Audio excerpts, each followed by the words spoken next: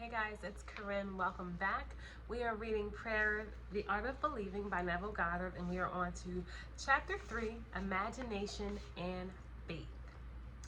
Prayers are not successfully made unless there is a rapport between the conscious and the subconscious mind of the operator. This is done through imagination and faith. By the power of imagination, all men, certainly imaginative men, are forever casting forth enchantments, and all men, especially unimaginative men, are continuously passing under their power. Can we ever be certain that it was not our mother while darning our socks who began that subtle change in our mind? If I can unintentionally cast an enchantment over persons, then there's no reason to doubt that I'm able to cast an intentionally and far stronger enchantment. Everything that can be seen, touched, explained, argued over is to the imaginative man nothing more than a means for he functions by reason of his controlled imagination in the deep of himself, where every idea exists in itself and not in relation to something else. In him there is no need for restraints of reason. For the only restraint he can obey is the mysterious instinct that teaches him to eliminate all moods other than the mood of the fulfilled desire. Imagination and faith are the only faculties of the mind needed to create objective conditions. The faith required for the successful operation of the law of consciousness is purely a subjective faith and is attainable upon the cessation of active opposition on the part of the objective mind, the operator. It depends on your ability to feel and accept as true what your object senses deny. Neither the passivity of the subject nor his conscious agreement with your suggestion is necessary, for without his consent or knowledge, he can be given a subjective order which he must objectively express. It is a fundamental law of consciousness that by telepathy we can have immediate communion with another. To establish rapport, you call the subject mentally. Focus your attention on him and mentally shout his name just as you would to attract the attention of anyone. Imagine that he answers and mentally hear his voice. Represent him to yourself inwardly in the state you want him to obtain. Then imagine he is telling you in the tones of ordinary conversation what you want to hear. Mentally answer him. Tell him of the joy in having witnessed his good fortune. Having mentally heard with all the distinctness of reality that which you wanted to hear, and having thrilled to the news heard, return to objective consciousness. Your subjective conversation must awaken what it affirmed. So I want to pause right here and talk a little bit about this thought transmutation technique that Neville just shared here. So what Neville is saying is that if you want to have a conversation with someone, if you want to help someone create positive change in their life or your own life, what you can do is you can have a mental conversation with someone. And during that conversation, you have that conversation from the premise of the wish fulfilled. So I want to give two examples. Say you have a friend and they're not feeling well or they're not doing good in school. Let's just use school. You have a friend, they're in school and they're struggling with their grades. What you can do is you can put yourself in a passive state. All that is a state that borderline sleepiness. So I would sit quietly, I would close my eyes, and I would take, maybe 5 or 10 deep breaths.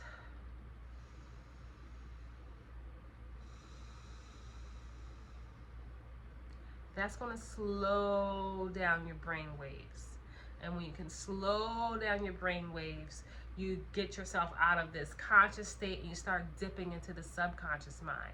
Now, all of our subconscious minds are connected through superconscious mind, whatever you want to call it. So that's the first step.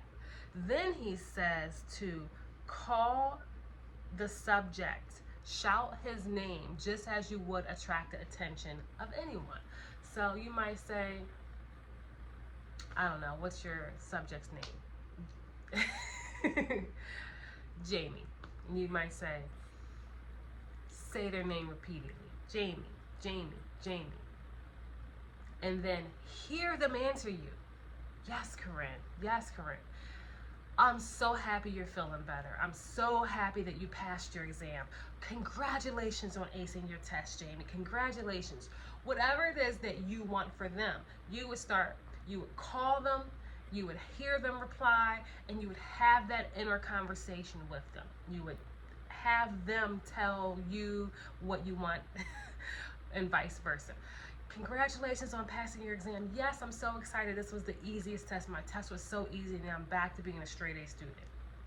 You can do this if you are in the midst of a relationship and you want to change the dynamics in a relationship that you're having. So if, say, you're in a relationship with someone, or you want to be, there's someone that you like and you want to be in a relationship with them, what would a conversation look like if that relationship was idea?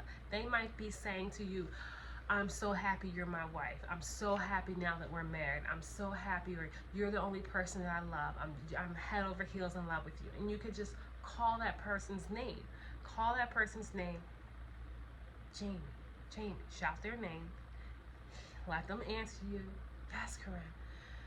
I'm so happy you're my wife. I'm so happy that you're the love of my life, or you're the love of whatever it is that you want. Say you are manifesting money. You could be talking to your best friend. Congratulations, congratulations. I'm so happy for you. You just won $1 million. Or check out my bank account. You could be showing your friend visually your bank account on your app, on your phone. And the conversation could go like, this person may be affirming to you, oh my God, I'm so jealous. You have so much money. You got to take me shopping. Congratulations. I can't believe you won the jackpot lottery. I can't believe you're a jackpot lottery. Oh my God, so amazing. I would say to make the conversation in the way that is natural for you to speak, and just loop the conversation over and over. So get yourself in a passive state, call the person's name. If visualizing works for you, I've done this where I have recalled a time and a place where me and a specific person were sitting, and I might call their name and hear them answer, and then we're in the living room talking. It's not a crystal clear visualization, but it's fuzzy. I can see the living room, I can see their face and their hair, and we're having a conversation, and you're bringing all of that into being. So you build that rapport like that. This is a really powerful technique. I have manifested money this way, success in business this way, changed relationship dynamics. I've even manifested an ex back and then decided that I didn't want them anymore anyway after a month later. I was like, nah, I don't really want to talk to them anymore. But you can have these mental conversations with people, and they work. So what Neville says is represent him to yourself inwardly in a state that you want him to obtain. Then imagine he's telling you in the tones of ordinary conversation what you want to hear. Mentally answer him. Tell him of your good joy in witnessing his good fortune. Having mentally heard with all the distinctness of reality that you wanted to hear, and having thrilled to the news heard, return back to consciousness. Your subjective conversation must awaken what it affirms. Thou shalt decree a thing, and it shall be established unto me. It's not a strong will that sends the subject word on its mission, so much as it is clear thinking and feeling that the truth of the state affirm. When belief and will are in conflict, belief invariably wins.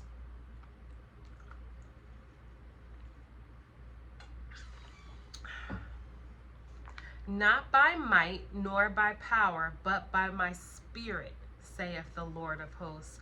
It is not what you want that you attract. You attract what you believe to be true. Therefore, get into the spirit of these mental conversations and give them the same degree of reality that you would a telephone conversation. And this is where you have seen popularized on the internet the telephone method, where you pretend you're having a telephone conversation. And this is why it can be effective if you use it the right way. I think that all of the teachings of Neville are effective. I think you have to find which technique is most natural for you. But I will say this. For best results, you got to understand the premise on which this stuff works. So if you just start practicing, you might get results, or you might be skeptical and feel like, well, this isn't going to work.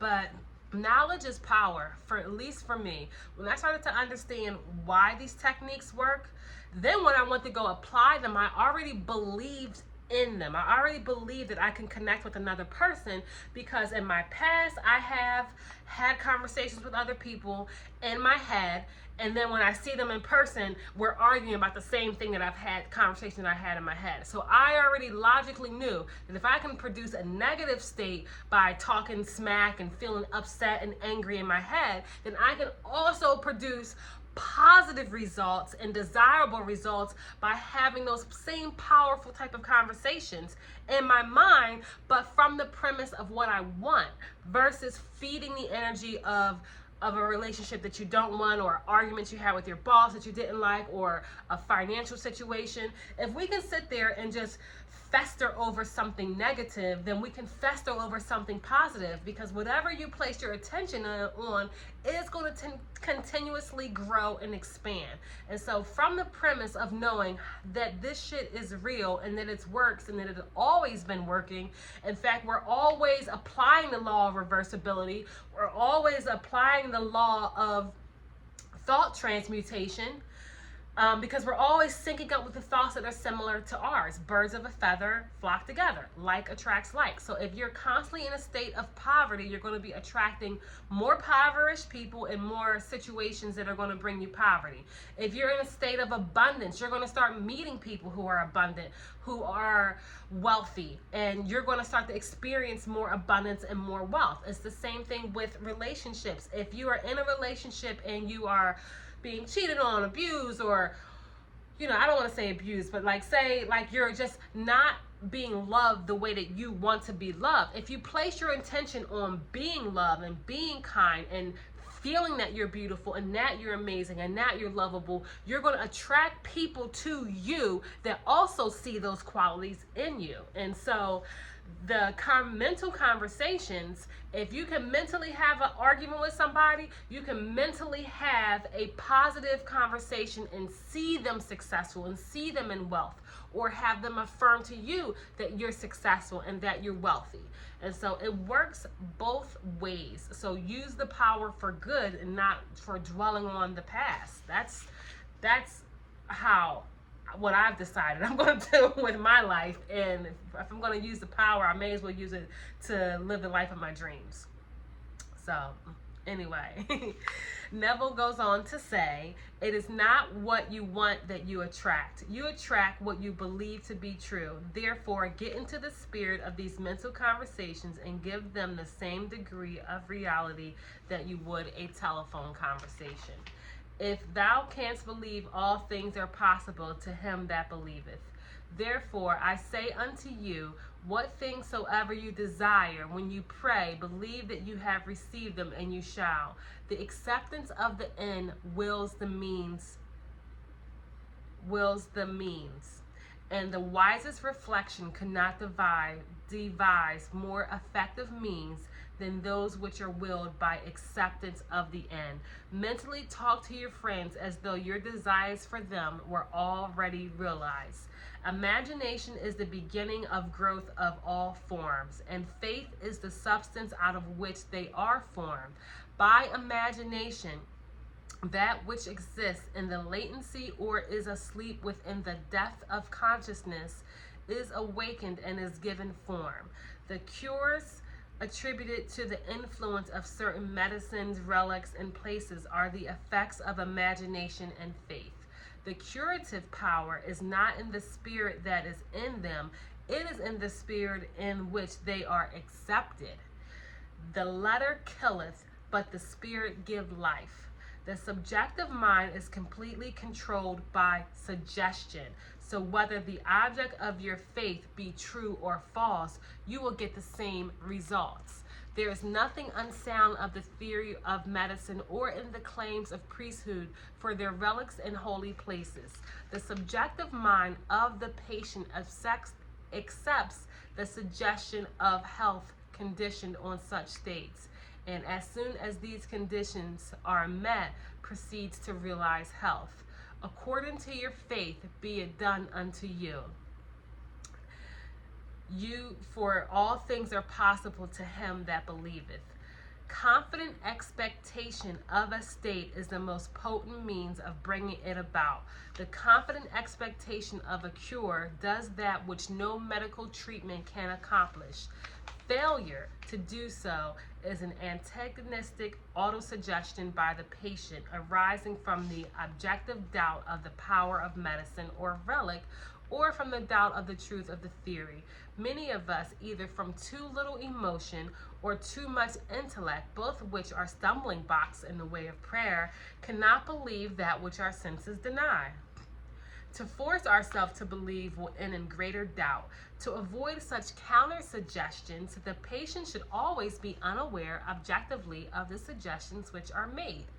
The most effective method of healing or influencing the behavior of others in what is known as the silent or absent treatment, when the subject is unaware objectively of the suggestion given him, there is no possibility of him setting up an antagonistic belief. It is not necessarily the patient known objectively that anything is being done for him. From what is known of the subject and object process of reasoning, it is better that he should not know objectively of that which is being done for him. The more completely the objective mind is kept in ignorance of the suggestion, the better the subjective mind will perform its functions. The subject subconsciously accepts the suggestion and think he originates it, proving the truth of Spinoza's dictum that we do not know the causes that determine our actions. The subconscious mind is the universal conductor which the operator modifies with his thoughts and feelings. I'm going to read that last paragraph again. The subconscious mind is the universal conductor which the operator modifies with his thoughts and feelings. Visible states are either the vibratory effects of subconscious vibrations within you, or they are vibratory causes of a corresponding vibration within you. A disciplined man never permits them to be causes unless they awaken in him desirable states of consciousness.